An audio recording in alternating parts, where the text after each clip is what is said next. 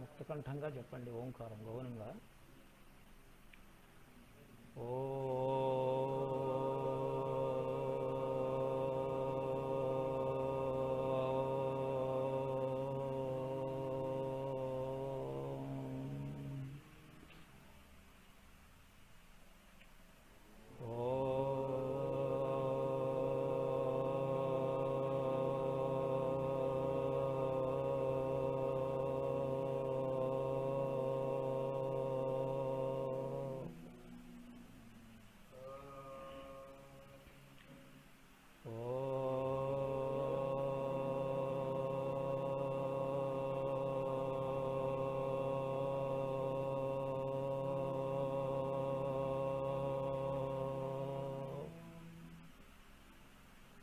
गुरुर्ब्रह्मं गुरुर्विष्णुं गुरुर्देवो महेश्वरः गुरुः साक्षात् परब्रह्मं तस्मै श्रीगुरवे नमः।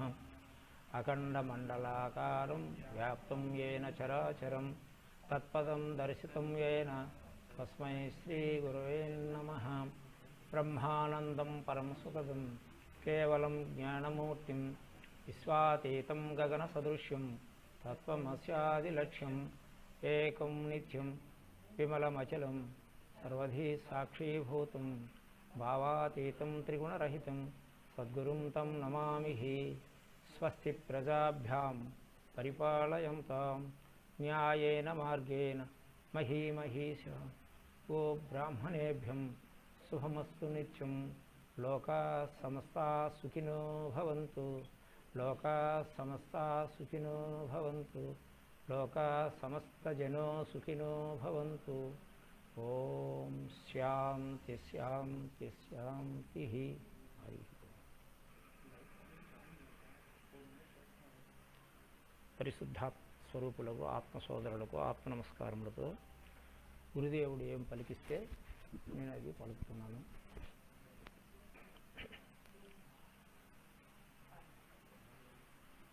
అగ్నిదగ్ధం యదా బీజం శాఖాఫలవర్జితం జ్ఞానదగ్ధం తదా యోగి పునర్జన్మ నవిద్యతే అని ఉపనిషత్ వాక్యం మహర్షులు చెప్పినటువంటి విషయం ఇది.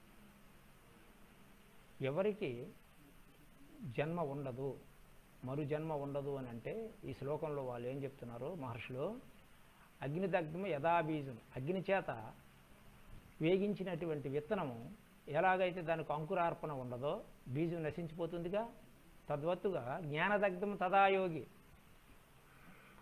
జ్ఞానము చేత ఎవరికైతే కర్మలు దగ్ధమైపోతాయో సంకల్పాలు, పునర్జన్మ నవిద్యతే, అట్టి వానికి పునర్జన్మ ఉండదు, మళ్ళీ జన్మించడు అని చెప్పారు మహర్షులు. అందుచేత యోగం అన్నటువంటిది గట్టిగా పట్టుపట్టి మనం చేస్తూ ఉంటే ఆ కోరికలు సంకల్పం అన్నటువంటి బీజం కాలిపోతుంది. దానివల్ల అగ్ని చేత వేగించిన విత్తనం ఎలాగున అంకురార్పణ ఉండదో మనలో సంకల్పాలు పోతాయి. సంకల్ప రాహిత్యమే సన్యాసం. సన్యాసం అంటే సమ్యక్ న్యాసము, బాగుగా దుర్వృత్తుల నుండి విముఖుడయ్యి జ్ఞానాన్ని ఆర్జించడమే సన్యాసి లక్షణం. జ్ఞానం సన్యాసి లక్షణం అన్నారు. సన్యాసం అంటే కాషాయం వేసుకొని భార్య పిల్లలు వదిలేసి వెళ్ళిపోవడం కాదు. అందరూ వెళ్ళిపోతే అన్నం పెట్టేవాడు ఎవడు, అందరూ సన్యాసులు అయిపోతారు.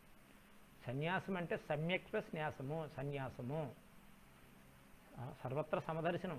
జ్ఞానం సన్యాసం లక్షణం. సన్యాసి కావాలి అంటే ఉన్న దాంట్లో వదిలేసి వెళ్ళిపోవడం కాదు, ఒక దాంట్లో ఓడిపోతే రెండో దానికి కూడా పనికిరాడని చెప్తారు మహర్షులు. ఎక్కడున్నవాడు అక్కడే బాగుపడాలి. కాబట్టి సమాజం అంతా లోకో సమస్త సుఖినో భవంతు అని చెప్తుంది కదా. ఆ శ్లోకం ప్రకారంగా ఎక్కడున్నవాడు అక్కడే బాగుపడాలి. సన్యాసం అంటే కాషాయం వేసుకుని వెళ్ళిపోవడం కాదు, సందర్శనం అలా ఈక్వల్ అన్న భావన రావాలి. అందుచేత దానికి గాను ఈ యోగం అన్నటువంటిది ఎవరైతే చేస్తారో, అగ్ని చేత వేగించిన విత్తనం ఎలాగున అంకురార్పణ లేకుండా పోతుందో, మరు జన్మ అన్నటువంటిది యోగికి ఉండదు. పునర్జన్మ నవిద్యతే, అట్టి వానికి జన్మ ఉండదు అని చెప్పారు. పునర్జన్మ ఎవరికి ఉండదంటే ఇటువంటి వారికి ఉండదు అని చెప్పి మనకి ఈ శ్లోకం ప్రకారంగా అర్థమవుతుంది. అందరికంటే అధికుడు ఎవరు? యోగి. తపస్సిభ్యతికి యోగి, జ్ఞానిభ్యుపమతోదిక యోగి, కర్మభ్యుచ్చతికి యోగి, తస్మాత్ యోగి భవార్జున. అర్జున నీవు యోగివిక. అందరికంటే అధికుడు ఎవరు? యోగి. అందుచేత నువ్వు యోగిక, నేను యోగిని, నీవు కూడా యోగిక అని చెప్పి భగవద్గీత 6వ అధ్యాయంలో స్వామి చెప్తారు. మనలో చాలామంది ఈ మానవ జన్మ ఎందుకు వచ్చింది అన్నటువంటి విచారణ లేదు చాలామందికి. ఎందుకు ఏదో వచ్చాము, తిండి తీర్థంతో గడిపేస్తున్నాము అన్నటువంటి దానితోటే చాలామంది జీవితాన్ని, కాలాన్ని వ్యయ ప్రయాసాలకు లోనయ్యి ఇతి బాధలకు గురి అయిపోతుంటున్నారు చాలామంది. అంటే 99%, 99 కూడా అదేవిధంగా జీవితాన్ని గడిపేస్తున్నారు. ఎందుకు అంటే భార్య, పిల్లలు, తోట, దొడ్డి, ఉద్యోగం, సద్యోగం అన్న ఈ ధోరణిలోనే తినరా, కట్టరా, అనుభవించరా, ఎందుకు వచ్చింది ఈ మానవ జన్మ అన్నటువంటి వాళ్ళు ఎక్కువ అసురి ప్రవృత్తిలో ఉంటున్నారు. అసురి ప్రవృత్తి అంటే వాళ్లకు తిండి తీర్థంతో గడిచిపోతుంది, కానీ ఏదో ఒక అతీతమైన శక్తి ఉంది అన్నటువంటి ఆలోచన వాళ్ళ బుద్ధిలో స్మరణకు రాదు. దాన్నే అసురి ప్రవృత్తి అంటారు. ఇకపోతే దైవీ ప్రకృతి అన్నటువంటిది ఒకటి ఉంటుంది. మానవుడు అంటే అర్థం ఏంటంటే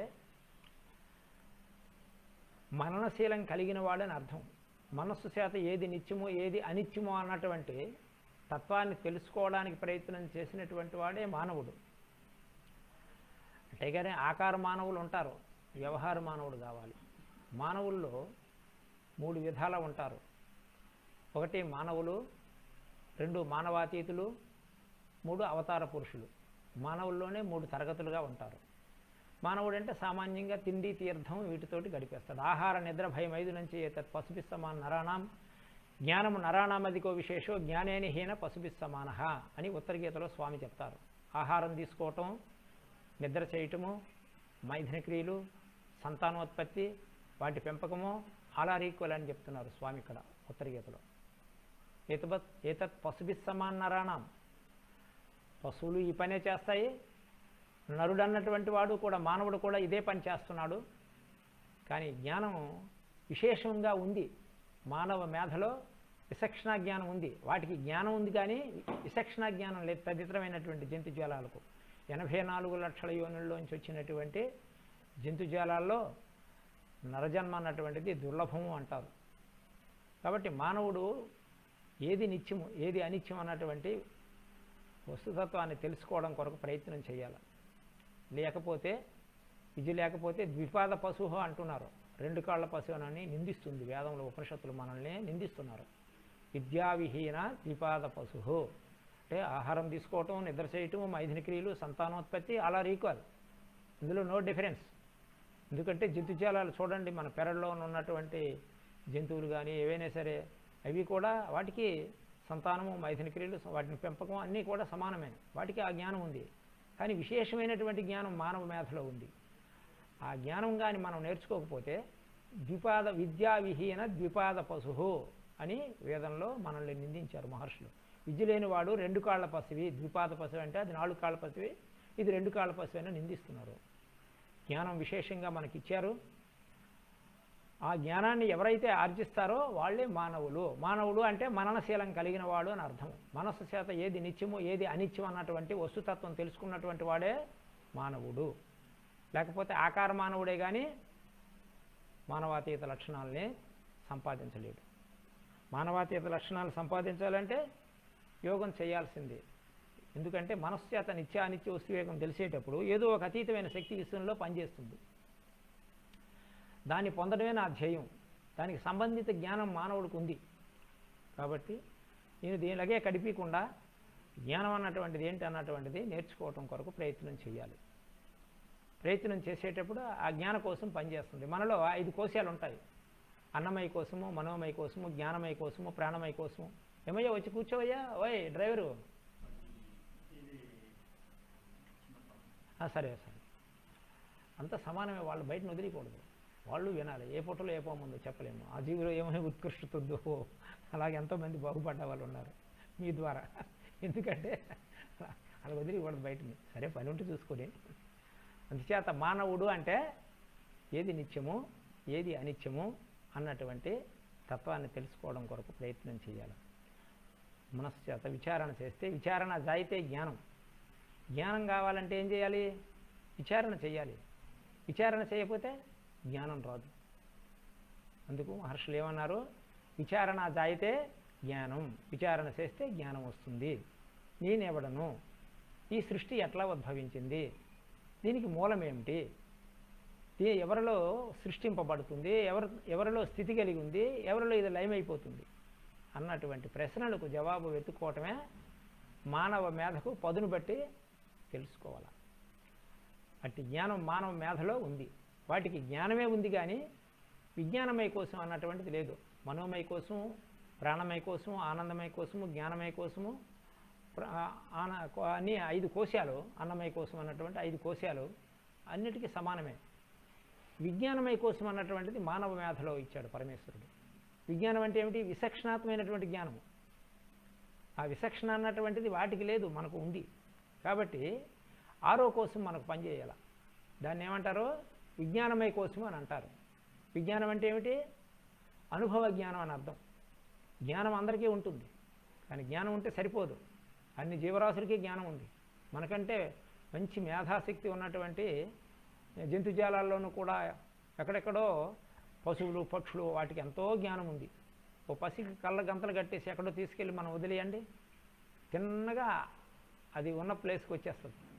గంతలు కట్టేసిన మనం రావాలంటే ఎంతోమందిని అడుక్కుంటూ రావాలి. అది ఎట్లా వెళ్ళాలండి, ఎట్లా వెళ్ళండి అని చెప్పేసి ఎంతోమందిని బోగంట చేస్తే కానీ రాలేము. అంటే జ్ఞానం అన్నటువంటిది అన్నిటికీ ఉంది. విచారణ ఎట్లా ఉండాలంటే రజో భుజంగవత్ అంటారు శంకరుల వారు. ఈ సృష్టి అంతా కూడా రజ్జు సర్పభ్రాంతి అంటున్నారు జగద్గురు ఆదిశంకరుల వారు. రజ్జు సర్పభ్రాంతి అంటే, రజ్జు అంటే త్రాడు, సర్పం అంటే పాము. త్రాటిలో పాముని ఎప్పుడు చూస్తాము? త్రాడిని పాముగా మనం ఎప్పుడు చూడగలుగుతాము? సంద చీకటలో, అంటే చాలని వెలుతురులోనే మనము త్రాటిలో పాముని చూడగలుగుతాము. అయ్యో ఇది పాము అన్నటువంటి భ్రాంతి కలుగుతుంది. ఆ భ్రాంతి నివారణ కావాలంటే ఏం చేయాలి? ఇది త్రాడా పాము అనే సందేహం వచ్చేటప్పుడు అక్కడ ఏం కావాలి? వెలుతురు కావాలి. వెలుతురు తీసుకొచ్చి చూస్తే అయ్యో ఇది త్రాడు, పాము కాదే, త్రాడే అని తెలిసింది. అప్పుడు ఏమైంది? తేటతెల్లం అయిపోయింది. కాబట్టి త్రాడని తెలిసిన తర్వాత భయం ఉంటుందా? భయం లేదు. పాము అనుకుండేటప్పుడు భయం ఉంది. కాబట్టి త్రాడు కాదు పాము అనుకుండేటప్పుడు అది త్రాడుగానే ఉంది. పాము కాదు త్రాడు అనుకునేటప్పుడు త్రాడుగానే ఉంది. త్రాడు కాదు పాము అనుకునేటప్పుడు త్రాడుగానే ఉంది. అయితే అధిష్టాన చైతన్యమైనటువంటి భగవంతుల్లో ఎట్టి మార్పు లేదని దాని అర్థం. అంటే మనం చూసేది, మనం తెలుసుకోవటంలోనే తేడా ఉంది. చాగినటువంటి చంద చీకటిలోని చూసేటప్పుడు అది తాడా పామని అనుమానం వచ్చింది. పామని భ్రాంతి చెందాము. భయము, కంపము అన్నీ వచ్చాయి, మనకు అలజడులు అన్నీ వచ్చాయి మనసులోను. సరే, అనుమానం నివారణ చేసుకోవడం కొరకు ఒక టార్చ్ లైట్ తీసుకొచ్చి చూసాము తాడా పామని. ఇది పాము కాదు త్రాడే అని తేలిపోయింది. అప్పుడు భయము, భ్రాంతి ఉంటాయా? కంపన ఉంటుందా? జీవభ్రాంతి అంతా కూడా పోతుంది. అలాగనే మనం ఈ ప్రకృతిలో ఆత్మానాత్మ విచక్షణ జ్ఞానం తెలియాలి అని అంటారు మహర్షులు. ఏది ఆత్మ, ఏది అనాత్మ అన్నటువంటిది తెలియాలి. లేకపోతే ఈ విధంగా విపరీత భావన వస్తుంది. అక్కడ ఉన్నది త్రాడైతే త్రాటిలో పామును చూస్తున్నాము, విపరీత భావన కలిగింది. అలాగనే మనకు కూడా కనిపిస్తున్నదల్లా యథార్థం అని అనుకుంటున్నాము. కానీ ఇదంతా కూడా రజ్జువులోనూ త్రాటిలో పామును చూసే విధంగా మనకు కనిపిస్తున్నదంతా కూడా రజ్జు సర్పభ్రాంతి అంటున్నారు. త్రాటిలో పామును చూసే విధంగా ఈ కనిపిస్తున్నటువంటి సృష్టిలో నువ్వు ఏదైతే ప్రేమిస్తున్నావో అదంతా కూడా సర్పభ్రాంతి, అంటే అజ్ఞానమే, అది లేనిది ఉన్నట్టుగా భావిస్తున్నావా అని చెప్పేసి శంకరుల వారు అక్కడ మనకు తెలియజేస్తున్నారు. ఎందుకంటే ఈ అదృశ్యము తన్నశ్యం ఏదైతే మనకు ఈ భౌతికమైనటువంటి నేత్రాల చేత చూస్తున్నామో అదంతా కూడా ఒక రోజుకు నశించేదే. కాబట్టి నశించే పదార్థాన్ని చూస్తూ, నశించే ప్రకృతిని చూస్తూ ఇది యథార్థం అని చెప్పేసి మనము దాని మీద మనస్సు పెట్టి అహర్నిశలు కూడా నిద్ర లేచింది మొదలు పెద్ద నిద్ర వరకు కూడా ఆ పనే చేస్తుంటాం. ఆర్జనలు చేస్తూనే ఉంటాం. ధనము, వస్తువులు, వాహనాలు అనేకమైనటువంటి సంఘంలో నేను ఎంత ఉన్నతమైనటువంటి స్థితిలో ఉండాలి అనే దేహాత్మ భావన. అంతేగాని ఆత్మభావన మాత్రం ఎవరిలోనూ కానీ రాదు. అది మనసులో చొరపడదు. ఎంతసేపు కూడా ధన కనక వస్తువాహనాలు, పేరు ప్రఖ్యాతి, ఈ కనపడుతున్నటువంటి ఈ స్థూల శరీరమే నేను అని అనుకుంటాడు ఎంతసేపు మానవుడు. అదే విపరీత బుద్ధి. ఆ విపరీత బుద్ధి పోవాలని అంటే విచారణ జాయితే జ్ఞానం. ఇప్పుడు లైట్ తీసుకొచ్చి ఎప్పుడైతే చూసామో అది పాము కాదు త్రాడని తెలిసిన తర్వాత భయం లేదు. నేను ఆత్మస్వరూపుణ్ణి, నాకంటే అన్యంగా ఇంకొక వస్తువు లేనే లేదు, నేనే ఈశ్వరుణ్ణి ఉన్నాను, నాకంటే అన్యంగా ఇక వస్తువు ఇది కాదు ఇదని త్రోచిపుచ్చి చూస్తే అహం బ్రహ్మాస్మి అన్నటువంటి దగ్గరికి వెళ్ళిపోతాడు మానవుడు. అహం బ్రహ్మం అస్మి, నేనే బ్రహ్మమునై ఉన్నాను అని చెప్తుంది వేదంలో. ప్రజ్ఞానం బ్రహ్మ, అహం బ్రహ్మాస్మి, తత్వమసి బ్రహ్మ, ఐమాత్మ బ్రహ్మ అని 4 మహావాక్యాలు, 4 వేదాలు కూడా మహావాక్యాలు ప్రబోధన చేశాయి. అంటే ఆ బ్రహ్మము నీవయ్యే ఉన్నావు. అహం బ్రహ్మం అస్మి, అహం నేను, బ్రహ్మం బ్రహ్మమును, అస్మి అయి ఉన్నాను అంటే నేనే బ్రహ్మమునై ఉన్నానంటే ఇప్పుడు ఎక్కడ వెతకాలి? బయట వెతకాలా, లోపల వెతకాలా? వస్తువు ఒక చోటు పెట్టేది ఒక చోట అయ్యి వెతికేది ఒక చోట అయితే ఆ వస్తువు మనకు దొరుకుతుందా? ఇంకా దొరకదు. ఎందుకంటే పెట్టింది ఒక దగ్గర ఉంది, వస్తువు ఒక దగ్గర ఉంది, వెతికేది ఒక దగ్గర వెతుకుతున్నాం. అలాగనే నీవే బ్రహ్మమైనప్పుడు వేదం నీకు చెప్తుంది కదా, నీలోనే అన్వేషణ ప్రారంభించాలి. అప్పుడు నీవు యథార్థమైనటువంటి వస్తుతత్వం కొరకు ప్రయత్నం చేస్తున్నవాడు అయ్యావు. తెలిసిపోయిందని కాదు దాని అర్థం. తెలిసిపోతే ఇంకేముంది, నీవే బ్రహ్మం అయిపోతే ఇంకా కావాల్సి ఈ బాధలన్నీ ఎవడు అనుభవిస్తాడు. కాబట్టి అది తెలిసినంత వరకు కూడా యోగం చేయాల్సిందే. కాబట్టి విచారణ చేసి నేనే బ్రహ్మమనై ఉండేటప్పుడు అహం బ్రహ్మం అస్మి, అహం బ్రహ్మాస్మి, అహం నేను, బ్రహ్మం బ్రహ్మమును, అస్మి అయి ఉన్నాను, నేను బ్రహ్మమునై ఉన్నాను. అయితే నేను బ్రహ్మమునై ఉండేటప్పుడు నేను బ్రహ్మంగా తెలుసుకోవాలి కదా అనుకుంటే సరిపోయిందే. చూడండి, మన పొరుగున ఎవరో ఒక కోటీశ్వరుడు ఉన్నాడు. బీదవాడు నేను కోటీశ్వరుడు అనుకున్నా అంటే కోటీశ్వరుడు అవుతాడా? ఆయనకున్నంత మెటీరియల్ ఈయనకుంటే ఎవరు అనుకోనక్కర్లేదు, ఆయన కోటీశ్వరుడే. కాబట్టి అహం బ్రహ్మాస్మి అన్నటువంటి వాక్యానికి అర్థం తెలియాలని అంటే మనము ఆత్మసాక్షాత్కారం పొందాలని మన మహర్షులు మనకు సాధన చెప్పారు. ఆ సాధనే యోగ సాధన. ఆ యోగ సాధన అన్నటువంటిది మనకు అనేక శాస్త్రాల్లో ఉంది. పతంజలి మహర్షి చెప్పాడు, శ్రీకృష్ణ పరమాత్మ చెప్పాడు, ఎంతెందో మంది మహాత్ములు కూడా వచ్చి ఈ ధర్మిలాలోను వీరబ్రహ్మేంద్ర స్వామి వారు, యోగి వేమన్న గారు, అనేక మంది, సదాశివ బ్రహ్మేంద్ర స్వామి వారు, మన శివానంద పరమహంస గారు, రామానంద పరమహంస గారు, అనేక మంది యోగులు వచ్చి మనకు ఆ పరమాత్మను పొందింపజేసేదానికి గాను మార్గాన్నే చెప్పారు. పురుషోత్తమ ప్రాప్తి యోగంలో 11వ శ్లోకంలోను యతంతో యోగినశ్చైనం పశ్యన్ ఆత్మని వ్యవస్థిత యతంతో ప్రకృతాత్మానో నైనం పశ్యన్ అచేత్స అని అన్నారు. 11వ శ్లోకంలో ఏం చెప్తున్నారు? పురుషోత్తమ ప్రాప్తి యోగంలోను యతంతో యోగినశ్చైనం, యోగి అయినటువంటి వారు యోగ ప్రయత్నం ద్వారా ఈ ప్రకృతి తత్వాన్ని పరమాత్మ తత్వాన్ని వేరు చేసి యోగం ద్వారా ఆత్మతత్వాన్ని తెలుసుకుంటాడు, తనలోనున్నటువంటి ఆత్మతత్వాన్ని తెలుసుకుంటాడు. యతంతో ప్రకృతాత్మానో నైనం పశ్యన్ అచేత్స, ఇతరత్రా ప్రయత్నముల చేత ఎన్ని ప్రయత్నాలు చేసినప్పటికీ కూడా తెలియబడదు. యోగి యోగ ప్రయత్నం చేత తనలోనున్నటువంటి ఆత్మను సాక్షాత్కరింపజేసుకోగలుగుతాడు అని 11వ శ్లోకంలోనూ క్లియర్గా స్వామి చెప్పారు. యతంతో యోగినశ్చైనం, యోగి అయినటువంటి వాడు ప్రకృతాత్మానో నైనం పశ్యంతి అచేత్స, ఇతరత్ర ప్రయత్నముల చేత తెలియబడదు, యోగ ప్రయత్నం చేతనే పశ్యన్ ఆత్మని వ్యవస్థిత, తనలోనూ ఉన్నటువంటి ఆత్మనే సాక్షాత్కరింపజేసుకోగలుగుతాడు అని 11వ శ్లోకంలోనూ పురుషోత్తమ ప్రాప్తి యోగంలో చెప్పారు స్వామి. కాబట్టి అలాంటి శ్లోకాన్ని మనము గుర్తుకు తెచ్చుకొని, శాస్త్రము అంటే ఏమిటి? శాసించి రక్షణ చేయలేదని అర్థం. శాస్త్రం ఎందుకు చదువుకోవాలి అంటే శాసన చేసి మనల్ని ఇది కాదు అని చెప్పి మనల్ని సరైనటువంటి రూట్ తెలుపుతుంది. అందుకు శాస్త్రం ప్రమాణం. శాస్త్రం చదువుకోవాలి, శాస్త్రం అక్కర్లేదని ఎవరు చెప్పరు.